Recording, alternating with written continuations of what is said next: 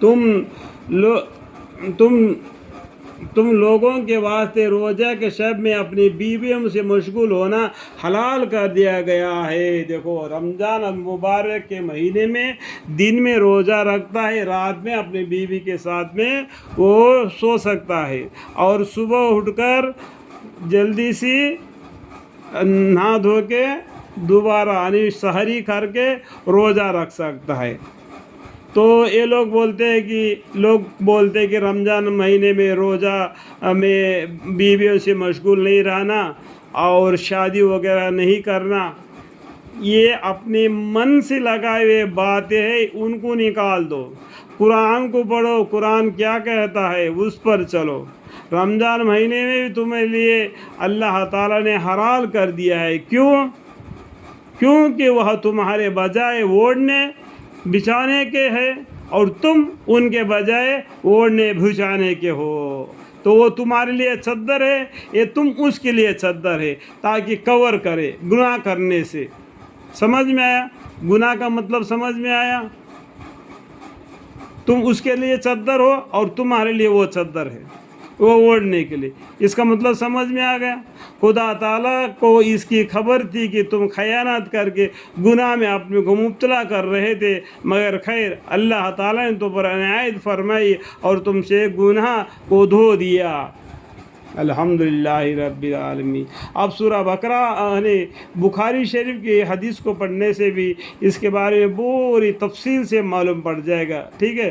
سو آپ ان سے ملاؤ، اور جو قانون اجازت اللہ تعالیٰ تمہارے لیے تجویز کر دیا ہے، بلا تکفل کا سامان کرو اور کھاؤ اور پیو بھی اس وقت تک کہ تم کو سفید خط یعنی نور صبح صادق متمائز ہو جائے سائے خط سے۔ یعنی رات میں کیا ہے، بادل الگ قسم کا رنگ ہوتا ہے، شائع رنگ کا ہوتا ہے، جب سورج نکلتا ہے تو سفید خط نظر آتا ہے، تب تک کے لیے تمہارے لیے اجازت ہے، کھاؤ پیو، اپنے بیویوں سے مشغول رہو، اس کے بعد میں بالکل روزہ رکھو۔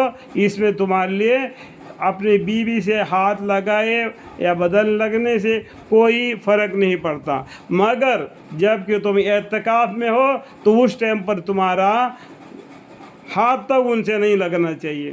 پھر صبح صادق سے رات تک روزہ پورا کیا کرو، اور ان بیویوں سے اپنا بدن بھی مت ملنے دو جس زمانے میں کہ تم لوگ اعتکاف والے ہو مسجدوں میں۔ یہ خداوندی ضابطے ہے، یہ کیا ہے؟ خداوندی ضابطے ہے، اللہ کی طرف سے حکم ہے، سو ان سے نکلنے کے نزدیک بھی مت ہو، اس سے آگے بڑھنے کی ہمت بھی نہیں کرنا، یہ خداوندی ضابطے ہے، سو ان سے نکلنے کی نزدیک بھی مت ہو۔ اس طرح اللہ تعالیٰ اپنے اور احکام بھی لوگوں کی اصلاح کے واسطے بیان فرماتے، اس امید پر کہ وہ لوگ پرہیز رکھے۔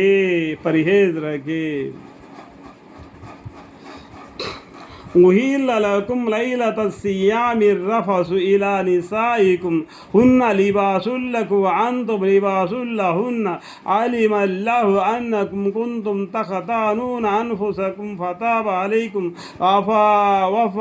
وَعَفَا عَنكُمْ فَالْآنَ بَاشِرُوهُنَّ وَابْتَغُوا مَا كَتَبَ اللَّهُ لَكُمْ وَكُلُوا وَاشْرَبُوا حَتَّىٰ يَتَبَيَّنَ لَكُمُ الْخَيْطُ الأبيض من الخيط الأسود من الفجر ثم أتموا الصيام إلى الليل ولا تباشروهن وأنتم عاكفون في المساجد تلك حدود الله فلا تقربوها كذلك يبين الله آياته للناس لعلهم يتقون۔